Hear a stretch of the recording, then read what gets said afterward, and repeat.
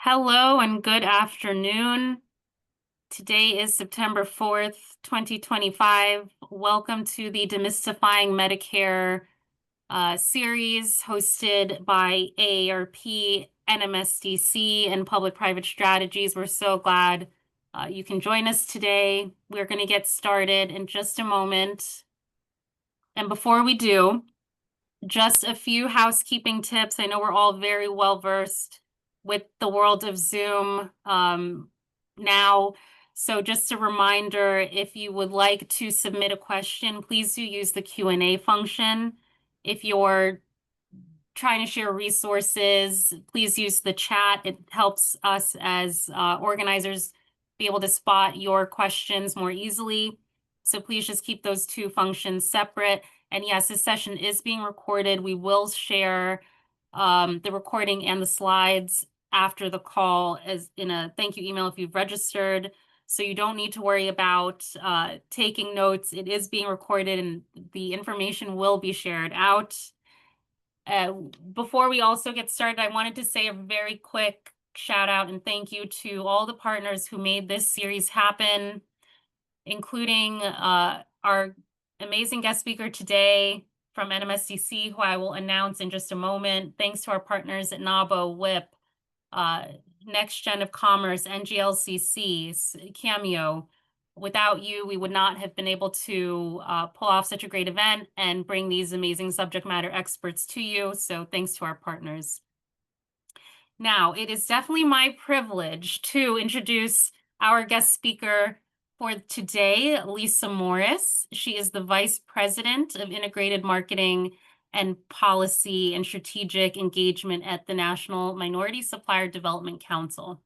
In her role, Lisa leads NMSDC's efforts to amplify its mission through integrated marketing, impactful policy work, and strategic engagement with the business and public sectors. She ensures that NMSDC not only champions minority business enterprises, but also elevates the critical role they play in driving innovation, strengthening supply chains, and fueling economic growth. This work is especially relevant to today's Demystifying Medicare webinar series. Minority-owned small businesses are more than just enterprises. They're the backbone of our economy, creating jobs, building wealth in communities, and providing pathways to financial security for millions of families. Yet, business success is deeply connected to the quality of jobs offered and the ability of employees and their employers to navigate essential benefits like healthcare and retirement planning. Lisa's leadership sits at the intersection of marketing, policy, and engagement, and gives her a unique perspective on how to connect these dots, ensuring that minority entrepreneurs not only thrive as business leaders, but also as employers who support the long-term health and financial security of our workforce. With that said, I am pleased to introduce Lisa Morris. Over to you, Lisa. Thank you, Ashley, and good afternoon, everyone. I'm delighted to be here with AARP for today's Demystifying Medicare conversation. At NMSDC, our mission is to foster impactful connections between NMSDC certified MBEs and our network of corporate partners, government agencies, and other enterprises. These strategic relationships drive innovation, accelerate business growth, and enhance the strength, agility, and reliability of supply chains across industries. We know that small businesses are not only the backbone of our economy, they are also engines of opportunity, creating jobs, strengthening communities, and building pathways to long-term financial security. But success for small businesses isn't only measured in revenue. It's also about the quality of jobs they create. Minority-owned businesses in particular are on the front lines of ensuring that their employees have access to comprehensive compensation and benefits. From healthcare coverage to retirement planning, these support are essential to attracting and retaining talent. and to helping workers and their families build stability for the future. That's why today's session is so important. Medicare can be complex, and as more employees work later in life, business owners and HR leaders need to be equipped to guide their teams. By understanding how Medicare works alongside employer benefits, small businesses can provide real clarity and peace of mind to their workforce. At NMSDC, we believe that empowering minority-owned businesses with the tools, knowledge, and partnerships they need isn't just about growth. It's about economic impact, resilience, and prosperity that ripple far beyond the business itself. Today's discussion is one more way we can come together to support that vision. Thank you for joining us, and with that, I'm pleased to turn it over to Xavier to get us started. Hello, everyone. My name is Xavier Vaughn, and I am the Program Manager of Medicare Education at AARP. As Lisa was saying, Medicare is quite complex. It's also a great equalizer. It's something that, as an employer, that you need to know for you can make sure that your employees can make the right decisions, but it's also something very personal, right? This is something that's going to impact all of us at one point in time or another, whether for ourselves or if we're providing the caregiver role for a loved one, and we need to know how to navigate their Medicare and their health insurance. So Medicare is something that we all need to know. It's a great equalizer, and right now it's a great time to dive deeper into Medicare as we are approaching Medicare open enrollment season.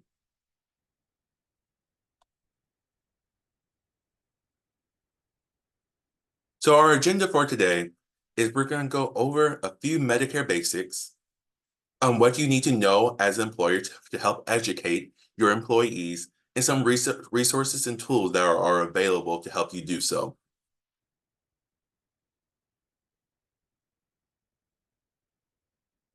So some common questions that we often get is, what's Medicare? What's Medicaid? How do they differ? What is covered? When should a person enroll? What happens if I don't enroll? How will Medicare work with my existing healthcare coverage? All very important and good questions to ask.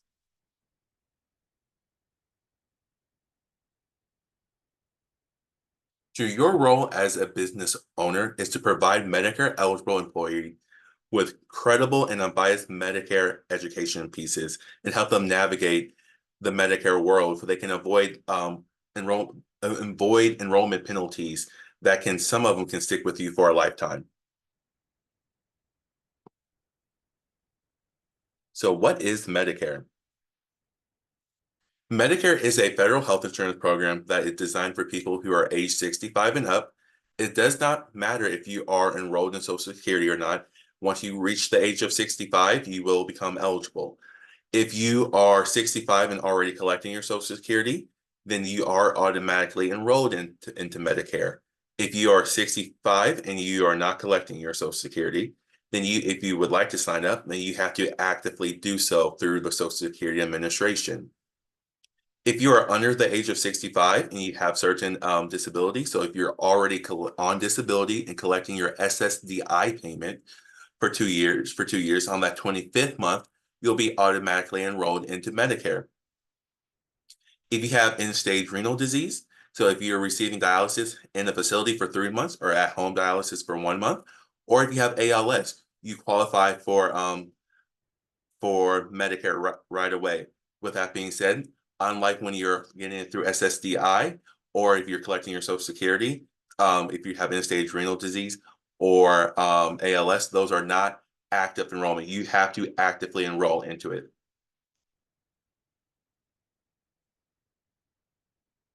So an employee responsibility, this should look very familiar, right? Because this is going to be your employee's current responsibility for their employer-sponsored healthcare coverage. You're going to have your monthly premiums, your deductibles, co-insurance, and co-payments.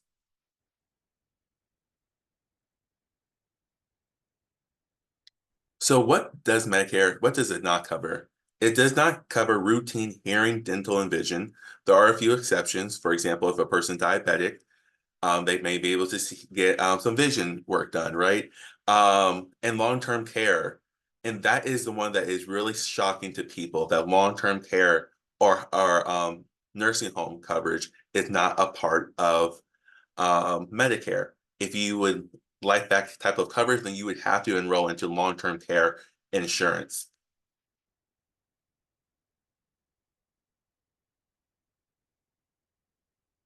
So the different parts of Medicare.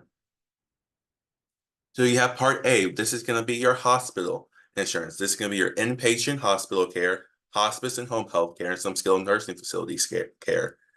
And with that being said, for skilled nursing, do not get that confused with nursing homes. I know that word nursing can be a little confusing. The skilled nursing facility, or you may hear it referred to as a SNF, SNF, is for a person to maybe they were in a car wreck or they had a stroke and they need some rehab services after being in the hospital. And that is what a skilled nursing facility care is. It is going to be just like your rehab. So someone who's going to be in there for a short period of time, and then they will be able to return back home. Whereas, a nursing home is going to be kind of there. You're there for the long haul. Typically, there is no premium for Part A, as you know. We pay into Medicare, and this is one of the things that we pay into is for our Part A. And it takes about 10 years in order to get premium-free Part A, and you earn 4 work credits per year. And so it has 40 work credits total in order to get premium-free Part A. For example, I'm 31. I already have premium-free Part A. I've had my premium-free Part A since I was probably around 26, 27, 28, somewhere in that time period. So I've had it for quite a while. And so this isn't something that you should be concerned about. Where the concern used to be was with teachers. Teachers didn't used to pay into Social Security and so into Medicare. And so that's why you might saw a teacher work a little longer for they could get that premium free.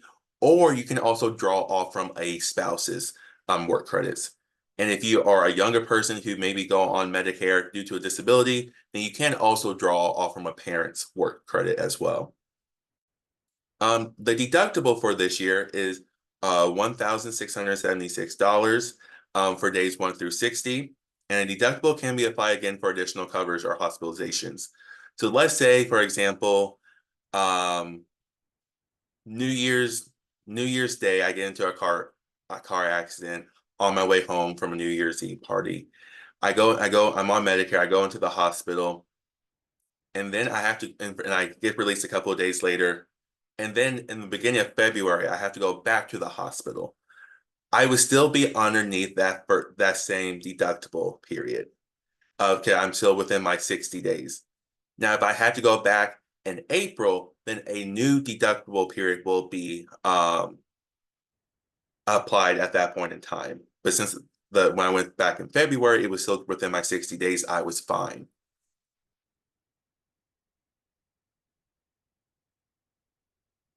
Part B is your medical insurance. And how I like to remember that Part A is for hospital and Part B is for medical is if you put hospital and medical in alphabetical order, they coincide to their parts. So Part A, hospital, Part B, medical. These are going to be your routine primary care visits. So you need to go to get your yearly done.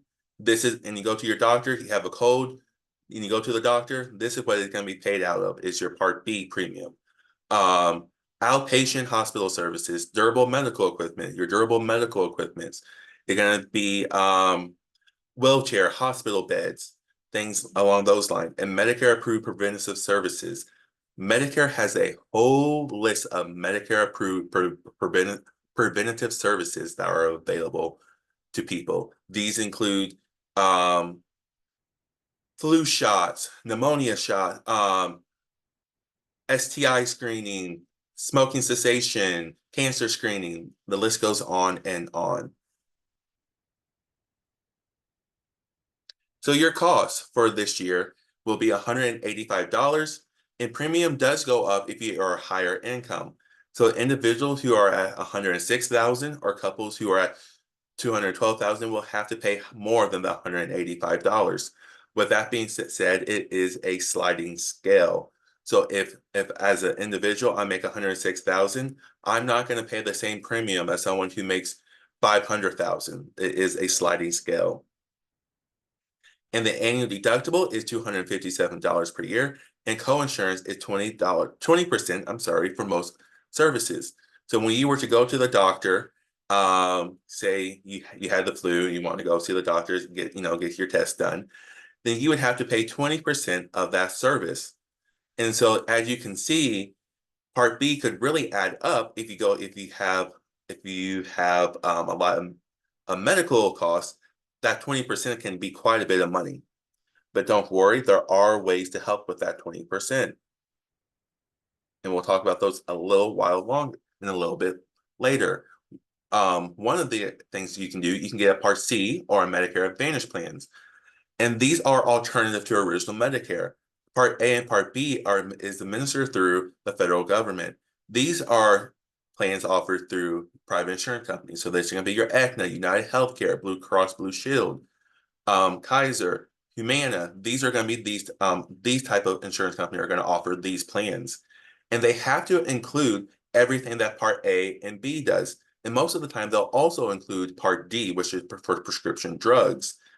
And enrolling into a Part C plan or a Medicare Advantage plan may limit your ability to purchase a Medigap plan in the future. And that's the other way that you can help with your 20% is with a Medigap. These Medicare Advantage plans, you're going to see a lot of commercials, especially right now as we're gearing up for Medicare open enrollment. This is where you're going to see Jimmy, JJ Walker, from Good Times. These are going to be his commercials that you see. And I know I just said I was 31, but I do know about Good Times. Let's see. So how does it work? And these are going to feel very familiar to people, your Medicare Advantage plans, right? These are going to be structured with your HMOs and your PPOs. And even if you don't quite understand what those means, I know you've seen HMO and PPO when you're signing up for coverage through your job, right? And so that is what these Medicare Advantage plans are going to be, your HMOs and PPOs. So with that, you have to live in the plan service area, and you have to use a provider of networks. So unlike with our original Medicare Part A and Part B, you can go anywhere that accepts Medicare. It doesn't matter where you're at in this country. If they accept Medicare, they will take you. But with a Medicare Advantage plan, you have to make sure that you're in the service area. Obviously, in case of emergency, they have to take you. But, on the norm, you have to be in the provider's plan area. You may have to pay an additional premium. With that being said, there are plenty of zero premium Medicare Advantage plans out there, but you may have to pay an additional premium. And you have to follow the insurance company rules, such as requiring a referral to see a specialist. So Part D coverage, these are going to be your prescription drug coverage, and also fairly new to the Medicare landscape. We are only we are in the 60th year of Medicare. Last month or the month before was just our 60th anniversary of Medicare. Part D is only 20 years old. It's something that happened during the Bush administration, which is hard to believe that Medicare didn't have coverage for medicine prior to that. It helped cover the cost of your prescription drug plan that you can pick up at the pharmacy. And just like with the Medicare Advantage plans, these are administered through Medicare approved private insurance companies. And I always like to say when I bring up Medicare and the anniversary, as a Missourian, Medicare was signed into law in Missouri at the Truman Library, and President Truman and his wife were the first two people to receive a Medicare card. That's your fun fact for today, if all this Medicare information wasn't fun enough for you. So in 2025, people can enroll in Part D, but they're going to pay a monthly premium, and co-payments or co-insurance, and a deductible up to $590. And people with higher incomes, just like with Part B, may have to pay a higher Part D premium. And this chart, I love this chart, just kind of explains everything that I just talked about, right? You have your original Medicare route, which is your Part A and your B. And even though Part D is technically optional, you'll find out a little later on why you still want to sign up when you're first eligible for Medicare, right? Or you can go the Medicare Advantage route, which in this day and age, we love a good bundle deal, right? Streaming services are now all bundled, or you can get your phone, your internet, cable, everything all bundled into in the one comprehensive plan. And that's exactly what a Medicare Advantage plan does. It combines your Part A and B, and most of the time your Part D into one comprehensive plan. So with original Medicare, it's a fee-for-service plans. You're going to have your Part A and Part B. And as I mentioned earlier, you can go anywhere in this country that accepts Medicare, or you may hear referred to as assignment. And you can choose to join a Medicare prescription drug plan or a Part D plan for drug coverage. Medigap. This is another avenue that you can take in order to help with that 20% that Part B has. And a Medigap or a supplemental insurance policy does exactly what the name suggests. It helps fills in the gaps or supplement what that Part B does not cover. So this is also sold by a private insurance company. And unlike with original Medicare, Medicare Advantage Part D plans, which are regulated at the federal level, these Medigaps plans are regulated at the state level. And they cover gaps that are original Medicare only. You're still going to have the deductible co-insurance and co-pays. You cannot have a Medicare Advantage plan and a Medigap plan. A few years ago, I think it was probably in 2000, 2001, someone called up my grandma and got her enrolled into a Medicare Advantage plan when she was already signed up for a Medigap plan. And in trying to undo it, I had to explain to the company. I said, this is illegal. A person cannot be enrolled in both plans. So just make sure that the person is only signed up for one. And they have 8 standardized plans so a person can easily compare. So, and these plans are also letters. So you have Plan A through Plan N. And so when you hear Plan A or Plan B, Plan C, Plan D, please do not get that confused with Part A, Part B, Part C, Part D. Those are 2 very different things. Anytime you hear plan, you automatically should know that a person is talking about a Medigap or a supplemental plan. So you have to buy a policy within 6 months of enrolling in Part B. And why this is important to enroll within your first 6 months of enrolling. If you wait any time after that, then you would have to go through underwriting, or they will look at your medical history to determine if you can be eligible to enroll into that plan.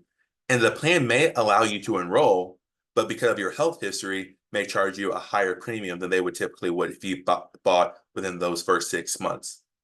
With that being said, like I said, these are kind of regulated at the state level. Some states make it easier than others to move around and change. For example, Missouri, during your anniversary period, the month you enrolled in the month after, you can change your plan. So if I was someone who didn't enroll within my first 6 months, I may pay that higher premium for the first year, then switch to another plan, and then my premium is going to go back down to the cost without them looking at my health history. And some other states have those different type of caveats and little that you can do to help navigate that. But like I said, these rules can differ from state to state. And when you're trying to make the decision between original Medicare and going and picking up a supplement or going to the Medicare Advantage route, I really like to talk to people and say, well, what can you afford? And what is your health history? What's your current health history, and what is your family health history? Medigap can be between $100 and $200 per month, and some people cannot easily afford that. On top of your Part A premium of $185, right? And so that can be quite a bit of money. With that being said, if you go the Medicare Advantage route, you could have an out-of-pocket max of $8,000 to $10,000.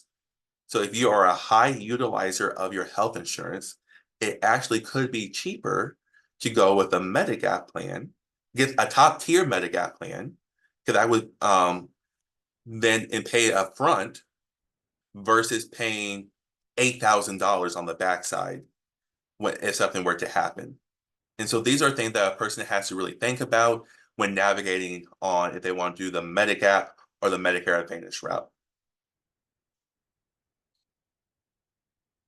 So we have seen quite a bit of improvement with Medicare, Part D, specifically with Part D, due to the Inflation Reduction Act. Insulin, as you may know, is now $35 per month. With that being said, it's not going to be every insulin. Every insurance company has to cover every single insulin. So it's really important to look to see what insulin is covered with your plan. And if your insulin is not covered, then you may want to look at a different plan or talk with your doctor to see if you can't switch to the insulin that is covered. You have access to more vaccines without any cost sharing.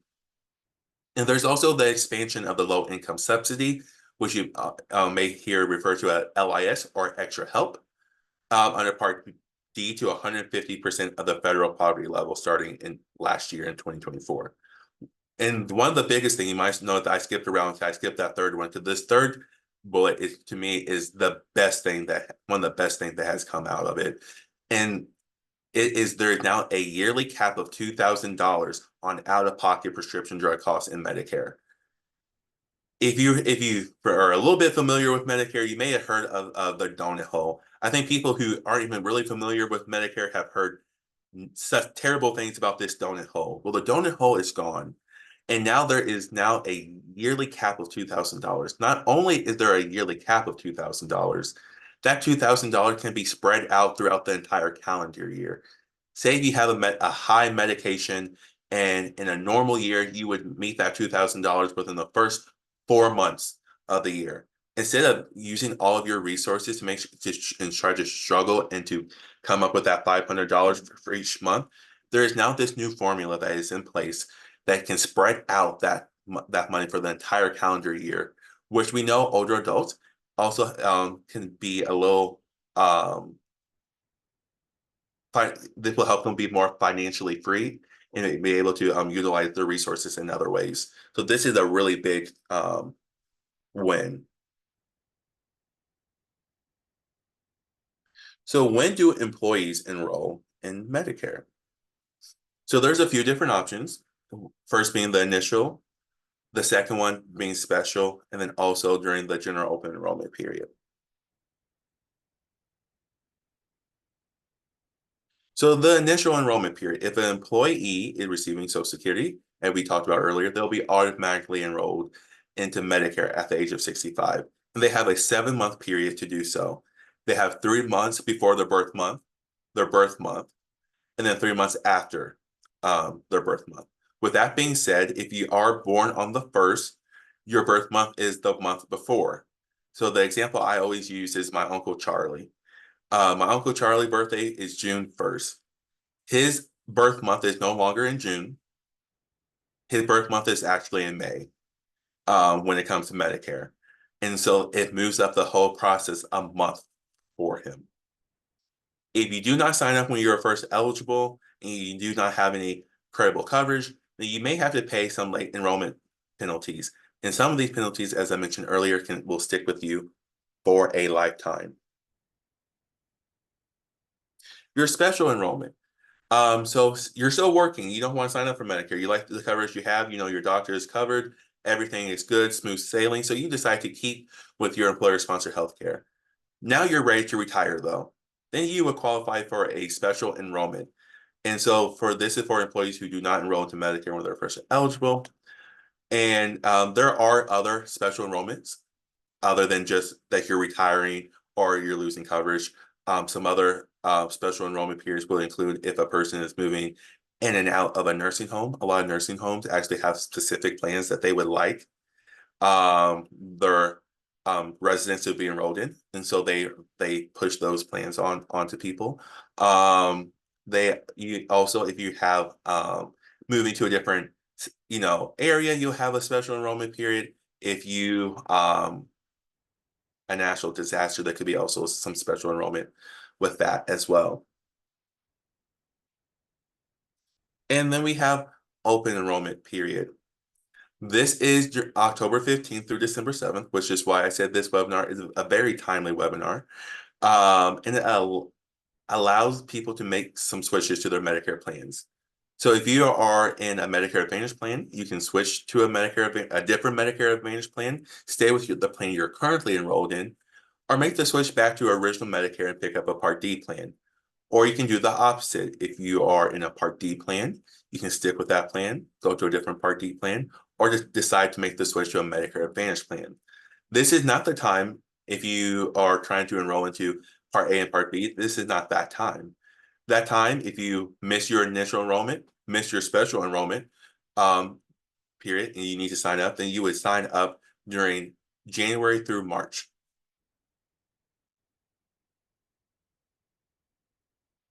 So Part A penalty. If you do not sign up for original Medicare when you're first eligible, then you would have to pay up to a 10% increase for the monthly premium for twice the number of years you're not signed up for. So if you go 1 year uncovered, then you have to pay that penalty for 2 years. Now, Part B and Part D, this is where they get you with the penalties, truthfully. So for every 12 months you go uncovered for Part B, as in boy, then you would have to pay a 10% penalty. And the key word there for every 12 months. If you go 11 months without going uncovered, then you're someone's favorite because you're not going to have to pay that penalty. You just made it in without having to pay the penalty. And this penalty, unlike with Part A, will stick with you for a lifetime. We know Part B is $185, so $18.50 on top of that. So you're going to pay about $200 per month for Part B if you go 1 year without being covered. That's going to make a difference over a lifetime. Part D is in dog, or Part D is in drug. So for every month, so we went from years to every 12 months, and now for Part D is every month you go uncovered. You would have to pay 1% of the national base beneficiary premium. And for this year, that is $36.78. And for every month you did not go uncovered. When I was doing counseling 101, I think the year was probably in 2018, I was counseling someone. She never signed up for Part D since it was created. So from 2006 to 2018, never signed up for a Part D plan. So that is 12 years she went uncovered. That's 144% of the national base beneficiary premium amount. So that here in Missouri, the cheapest premium Part D plan was $15. It was a really great plan. Most of the people were enrolled in that plan. So her penalty was going to end up being more than what her Part D plan would actually cost. So this is really why it's really important for you all as employers to understand these enrollment dates for your employees don't end up with penalties, because these penalties are gonna stick with them long after they retire and leave your establishment. Medicare and your business. So the size of your company also decides on if your employee has to sign up for Medicare. If you have less than 20 employees, then they have to sign up for Medicare when they are first eligible, and Medicare will become their primary insurance. If you have the one caveat to that is if you are enrolled in a group health plan and one of the businesses in that group health plan is a larger employer, then your employees can fall underneath that as well. So if you have more than 20 employees, then they have a little more flexibility in what they can do and what they can enroll in. So the example, if you're a small employer, then you have to enroll in Part A and Part B when you're first eligible. If you are a larger employer, then your employees have some options. They too can enroll in Part A and Part B during their initial enrollment period, or they can delay both their A and B until they retire, or they can kind of do a hybrid approach. They can delay their Part B enrollment and go ahead and enroll in Part A. To remember, for most people, Part A is free. So there's no danger in, enrolling in that Part A, since it's a free, and you just will give you more coverage. So this is kind of just a nice little visual of what your initial enrollment will look like. And this includes what kind of information will you get in the mail. So about 6 months out, you'll get an overview letter. 3 months out, your initial enrollment period starts, and you'll get more and more Medicare educational pieces. Just one of them being a really thick Medicare and U book that you get in the mail, and you get that every single year. You have your birth month, and then you get some final communication around 2 months after your birthday. But don't worry, during open enrollment time and different things, you'll still get some more stuff in the mail. So engaging your employees on Medicare, you need to make sure that you have clear and consistent communication, refer employees to trusted and reputable sources, and educate employees about Medicare prior to eligibility. And I'm about to now go into some of these resources that you have available to you. The first one being just Medicare.gov itself, or their 1-800 number. If you forget, as you are aware, this webinar and these slides will be sent out. But if you forget this 1-800 number for Medicare, you're in luck, because the number is just 1-800-Medicare. But you can do a lot of really great things on this website. I encourage everyone to create an account on Medicare. You can shop around for both Part D plans and Medicare Advantage plans on here. If you were to lose your Medicare card, you can go and request a new one. You can even print one in the meantime. You can look at your Medicare summary notice on here, some billing information. It's a really great tool and assets to have that has really come a long way over the years. The next being the Medicare Rights Center. This is a nonprofit organization that has really great resources and information surrounding Medicare. The next being the State Health Insurance Assistance Program, or the SHIP. This is how I actually got my start in Medicare. Is I got my start working at the SHIP in Missouri, which is why when I refer to stuff in Missouri, this is why where I learned some of my state-specific rules. But this is a resource that is in every state and U.S. territory, and they've been around for over 30 years, and they provide free and unbiased Medicare counseling. It's 101. You can do it through the phone, you can do it in person, and they utilize a network of volunteers that go through continuing education throughout the year. They have to be recertified every single year. And this is a federal grant that is, I believe, now housed back in maybe CMS. And so really great resource. If you can go on shiphealth.org, you can get your state-specific number, or if you call this 877 number, the number will determine which SHIP you should be referred to based off of your area code on the phone call. Now we're going to talk about some AARP resources. And this first one is just the AARP landing page for Medicare, which is going through a really big update. We now actually at the top have a chat box, an Ask AARP chat box, where you can ask all your Medicare questions and get some answers. And also we're fleshing out some, say if you're new to Medicare, existing in Medicare, and different channels, different avenues where you can dive deeper down in.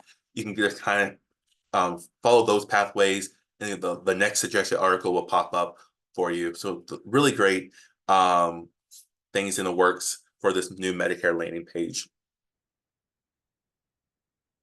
The next is we have this really great new tool, AARP Navigator, Medicare Initial Enrollment. And this is unfortunately only available to AARP members. But what it will do, a person, if you're a member, you can go in, enroll into this course, answer some few questions on where you're at in your Medicare journey, and you will get a course design for you and where you're at in your Medicare journey right now. So you and your neighbor have two different courses because it's designed for where you're at right now in this course.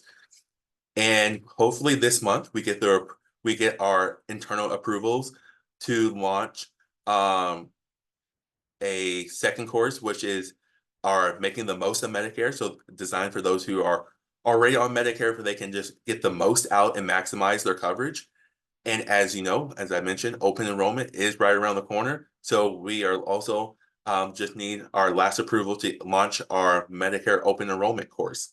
And the really great thing is not only will there be Medicare courses in here, there'll be working jobs and caregiving courses all within this AARP platform, AARP Navigator platform. So it's going to be just a really great resource for people for they can get tools, specific tools on what they need right now in this moment in their lives. And then the last thing is we have the Employer Resource Center. So you can go in here and in the field, if you type in Medicare, you can get Medicare specific information or other issue areas within AARP that can help you navigate different things that your employers may need. And then the last thing is we have this really great infographics page that has resources not only in English, but in Chinese and Spanish as well. Right now, we have 4 resources up there: 10 common Medicare mistakes to avoid, 12 things that are free on Medicare, what you need to know about open enrollment, and then what's new in 2025. We are about to have, I think, 5 or 6 new infographics should be uploaded soon and very soon, and that what's new in 2025 will be updated soon to what's new in 2026. But really great resources for people as they navigate Medicare. And so right now, I think we're going to have a poll that will pop up. But with that being said, we have now come to the conclusion of our presentation. Thank you all for staying on and listening to me. I am just recovering from a sinus infection, as you could tell. So thank you for sticking with me. Medicare is a great equalizer, something that we all need to know, whether you're an employer or just for yourself or for a loved one. And I hope you now have some resources and tools that will make that easier as you navigate the complex world that is Medicare. Thank you so much, Xavier. We have some questions coming in from the Q&A, and I'm just gonna, while we have the poll still up, if you can take some time really quickly to please go ahead and answer those questions. And in the meantime, I'll turn our attention to the Q&A. So Laura wants to know, when an employee is going on Medicare, is that a qualifying life event for their spouse to go on COBRA? So if an employee is going on Medicare, and like I said, they don't have to, if they work at a place with more than 20 employees, so they could stay with their employer-sponsored healthcare. Their spouse could still stay on their employer-sponsored healthcare. They don't have to be transferred over into COBRA. And so that is something that shouldn't have to happen. And also it's important to note that if you are on COBRA, that is not a credible health insurance. So if a person is needing to go on Medicare and they have COBRA, then they have to go on Medicare. COBRA doesn't count. Excellent, thank you. Jenny wants to know, if you remain enrolled in your employer plan, does this avoid the Part B penalty? If you have more than 20 employees at that organization, then yes, that would avoid the Part B penalty. Fantastic. Oh, these questions are coming in. Andrea is next. Andrea wants to know, if Medicare does not cover vision, dental, and hearing expenses, what is the recommendation for senior coverage for these expenses? Yes. So Medicare Advantage does cover some hearing, dental, and vision, and some of them will even allow you to upgrade your plan to make it comprehensive. With that being said, if you need hearing, dental, and vision, then you're just going to have to go to Delta, dental, VSP, just insurance companies that offer hearing, dental, and vision, and you just have to get a plan through them. Good to know. So Letitia wants to know, for individuals over age 65 and are still working with employer covered insurance, can they enroll in Part A, B, and C and or C without penalties. Yeah, so if you're still working, remember, and you're above that 20 employees, I'm sorry, then you can delay your enrollment. If you, with that being said, if you are working, still have coverage through your job, and you want to enroll in Part A and Part B, go ahead and do so. There's no need to get a Part D plan or a Part C plan. But if you want to enroll in Part A and Part B while you still have your employer-sponsored healthcare coverage, you can do so.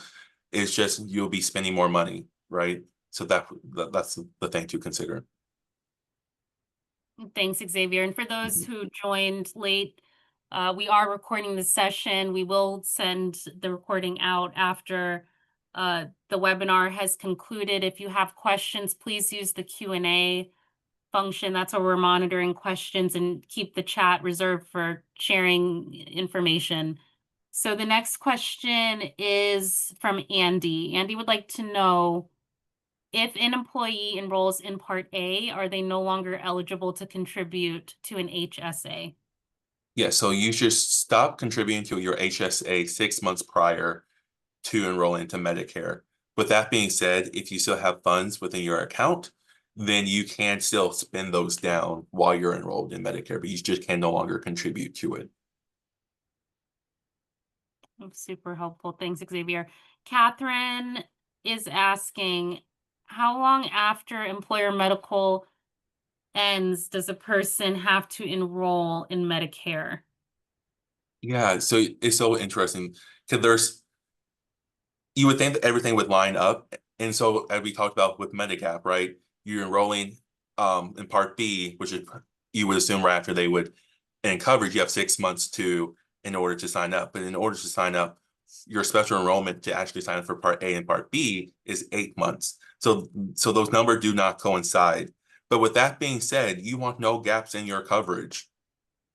So you should have it to where your employer's sponsored healthcare insurance ends the last day of August. Your Medicare will begin the first day of September. We don't want any gaps of coverage because you don't know what's going to happen in your life where you need insurance.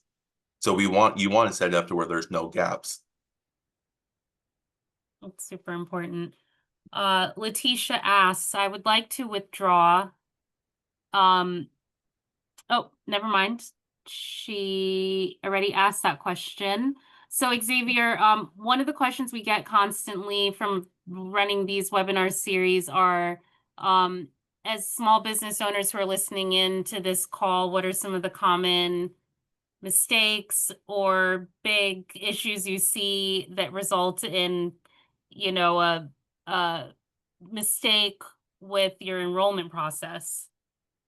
Yeah, I think especially for small or employers, you just making sure that if you are less than that 20%, the 20 persons, that your people know that they have to enroll, right? Otherwise, they would have to face penalties. That's number one.